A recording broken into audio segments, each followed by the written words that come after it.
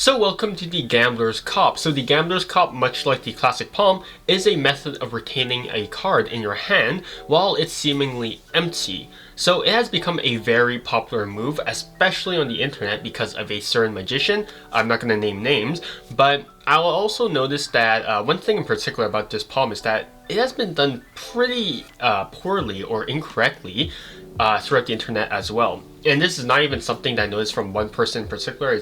I've noticed this for multiple people, and it's not like it's anyone's fault. Again, I'm not blaming anyone in particular, but from its first publication, the Gambler's Cop has been pretty poorly described. So let's take a look at the move's history and why it's been so sort of deformed. So the first publication of the Gambler's Cop that we know of is from Nouvelle Magie Blanche dévoilée back in 1853 by Jean-Nicolas Ponsin. This was published 113 years after the first classic palm publication, and it was published under the name of Deuxième moyen d'enlever la carte, which is I guess loosely translates to second method of stealing a card. This description of the Gambler's Cop doesn't even go over the palm itself. It just says, get a pinky break under like however, and then just take the deck away. And that's basically the description of the move. So again, you can sort of tell that there's not really much like fleshed out descriptions of the Gambler's Cop, especially from the early days, right? It's just all methodology. So that's kind of jank. So even the second publication of the move, so that's from The Secrets of Conjuring and Magic back in 1868 by Jean-Eugène Robert Houdin. It's under the name of Palming, Third Method. It does the exact same thing. It basically just describes the method of getting the card into a Gambler's Cop, but not really the Gambler's Cop itself.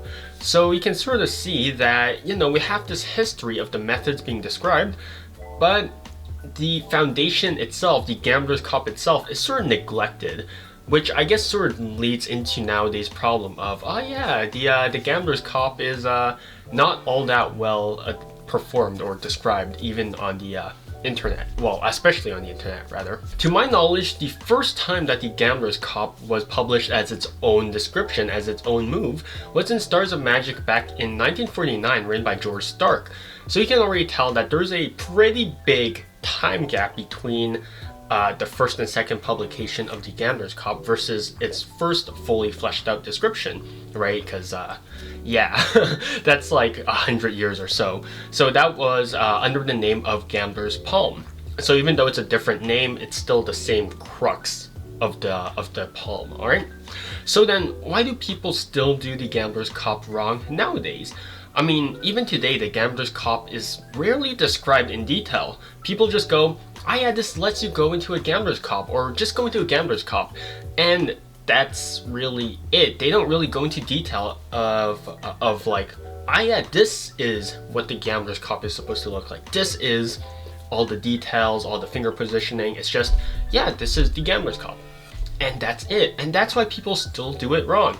And then, they mislearned it, and then they misteach it. And then there's this giant snowball effect of people just being unable to do the Gambler's Cop properly. And so I think that Larry Jennings' The Card Right actually has a proper description of the Gambler's Cop as well. So, but again, that is out of publication again, so out of print rather, sorry. And we have to rely on Stars of Magic, so yeah. So before we get started, I just want to give a brief reminder to everyone that everyone's hands are different. So there might be some minor differences here and there as to how I palm a card and how you palm a card, but the general details should remain the same. Now, unlike a classic palm, which is done with both hands, the the Gambler's Cop is primarily done with the left hand. This is because the card is stolen while the deck is still in your hand, and most of the time the deck will be in your left hand. So for the entire video, the palm will be in reference to my left hand, but there are techniques that allow you to go into a right hand Gambler's Cop. I just won't cover them in this video. So to start off, you really just need one card. So for reference, I'll just take, it doesn't really matter honestly, I'll just take the Ace of Diamonds. So this is the top left corner, and this is the top right corner. These are the only 2 points that are basically being applied pressure on for this palm. All right. So the top left corner goes into the the thumb crotch over here. So the thumb crotch is like this webbing over here between your thumb and your index over here. All right. So wherever the webbing is, that's basically what I'm talking about when I say thumb crotch. So it can be, it doesn't have to be precise. Usually I have the card set up around here, right? So it's just below the webbing. All right.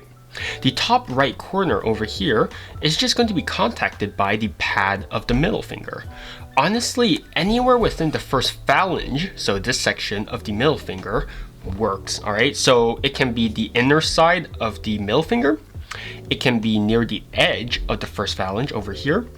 Whatever is the most comfortable to you, as long as the middle finger, as long as the top of the middle finger rather, is holding the top right corner of the card. All right, so these 2 points are going to be holding the top corners of this card over here. All right. Next, you're going to want to line the left long edge of the deck against sort of the palm of your hand, like so. All right, so it's basically tucked underneath of the fat of your thumb over here. So it's again not applying any pressure, it's just sort of touching it. All right, the only parts that are applying pressure are the thumb crotch and the pad of your middle finger. So those are the only 2 sections that are contacting the card, except the long edge, but we don't talk about that. All right, so notice the angle of the card. It's not flat against my palm, right? Because most people will actually tell you that the card is actually flat against the palm, which is a big mistake. All right, so the easiest way to actually find the angle of this card against relative to your palm is to actually have your deck in your hand like so, and this angle is what you're looking for, right? Because you never hold the deck deep into and against your palm, right? It's always going to be above of your palm. This angle of the deck against your palm is what you're looking for. So if you just move the deck backwards a bit while maintaining the same plane and just remove the deck except for that one card, sorry, that's 2. This is the angle that you're looking for the gambler's cup. All right, so again, this is just the angle. It doesn't have to be like exact, but this is the general angle. All right, so now that you have the general shape of the palm, so you have your left long edge, you have the top left corner, the right corner over here. Now what do you do with the other fingers? Well, the left ring and pinky finger are just relaxed like so, while your index is just, again, it's also relaxed and it sort of covers everything. Your left thumb is just contacting the index and it's just lightly just resting there. So once you have the card in position like so, you can apply a bit of pressure with your middle finger, which now allows this card to just buckle like so. All right, and again, it's buckling against my palm like so, and that's basically the gambler's cup. You don't have to buckle this card all the way so then it contacts your middle finger. It can just lightly buckle, all right, just so then it sort of conforms more to the shape of your palm like so. So one of the reasons why I think people mistake the card for going into your palm is because, well, from the top, from this angle like so, it looks like the card is going flat against my palm, but it's just a bit of a optical illusion, right? Because it looks like it's flat against my palm, but it's just because the buckling of this card makes it seem like this card is against my palm, when in reality there's actually quite a bit of space in between of the card and my palm. All right, so this is how you do a proper gambler's cup.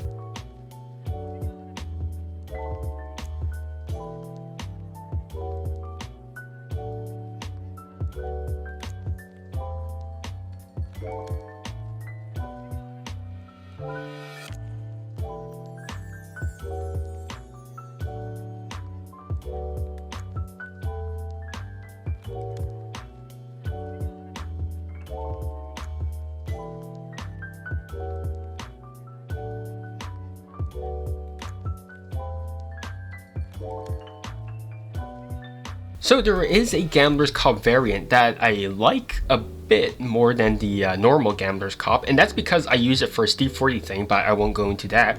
So this variant is going to be the exact same thing as the regular Gambler's Cop. The only difference is that, well, you're going to apply pressure with your index finger rather than the middle finger. So the top left corner is still going into your thumb crotch. The left long edge of the deck is still going against your palm, but rather than the middle finger contacting the top right corner, it's going to be the pad of your index finger, alright? And again, it's the same angle, same everything, but now your index just buckles the card rather than the middle finger, just like so. Generally, it offers the same angles as the normal Gambler's Cop. It's just more or less a change based on efficiency.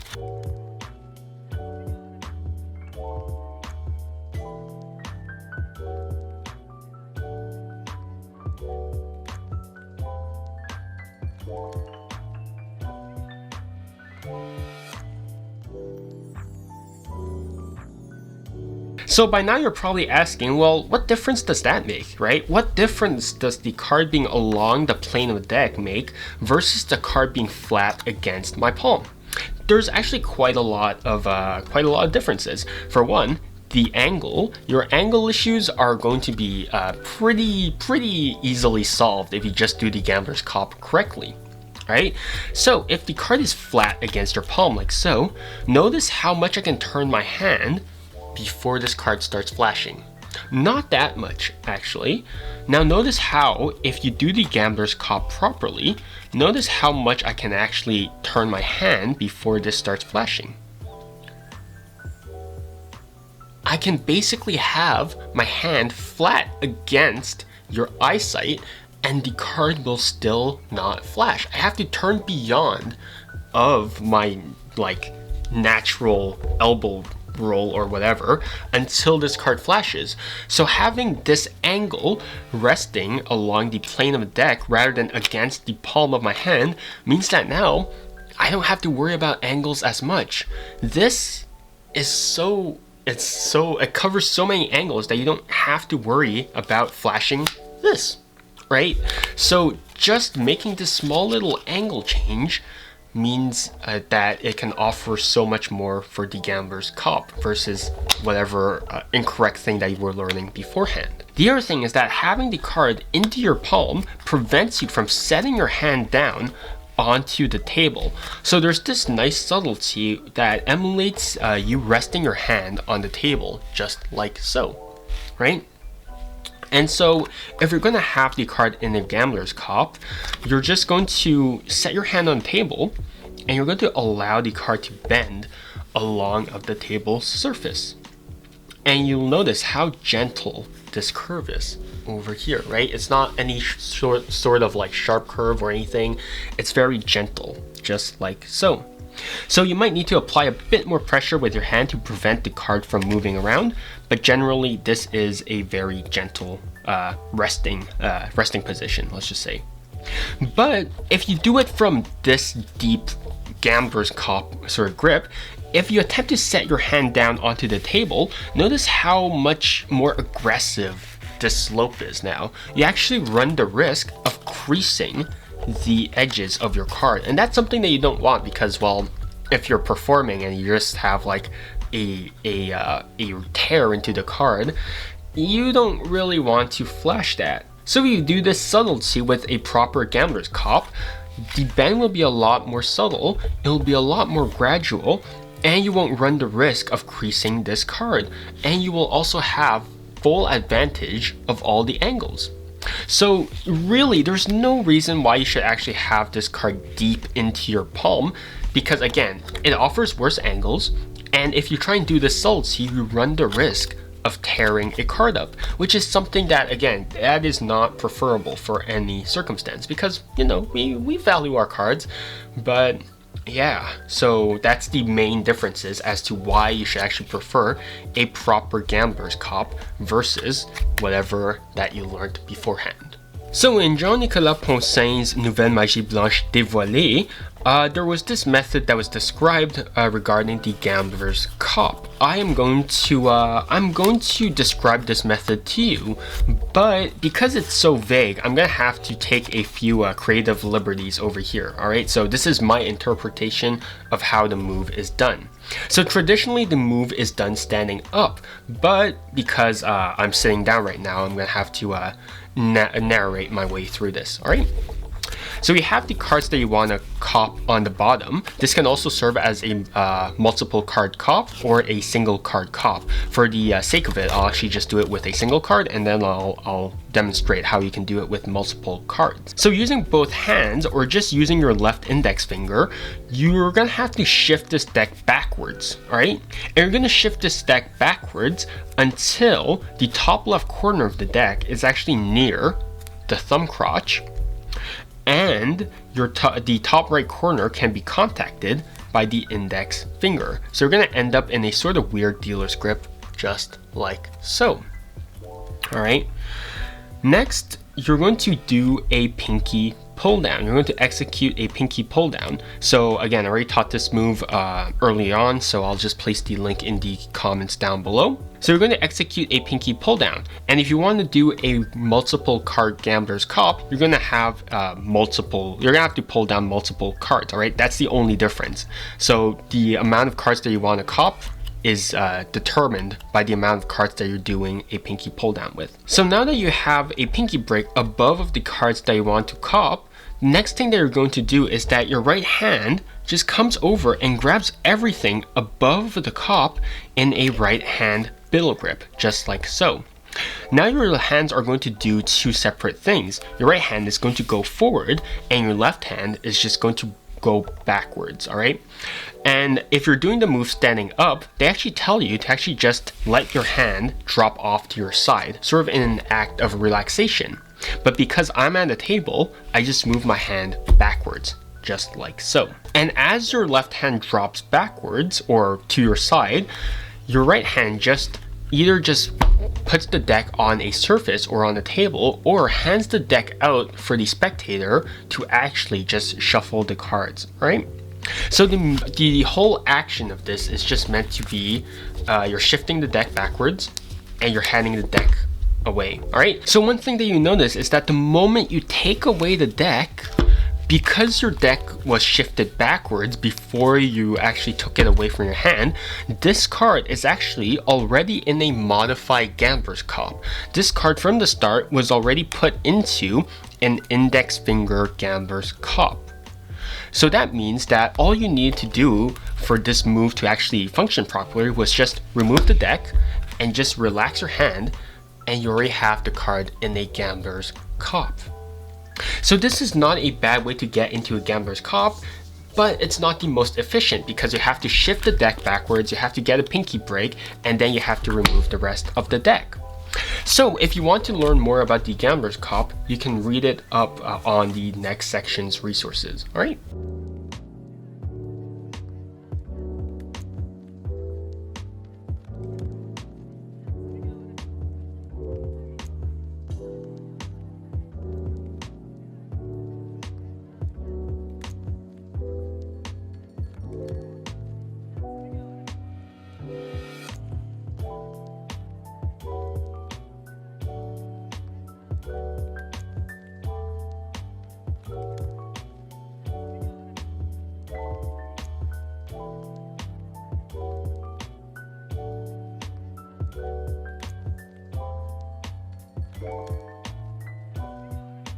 So if you want to learn more about the gambler's cop, there's a lot of resources, but I'm going to point you to the ones that, I suggest you're reading up on first. So Stars of Magic, written by George Stark, The Classic Magic of Larry Jennings,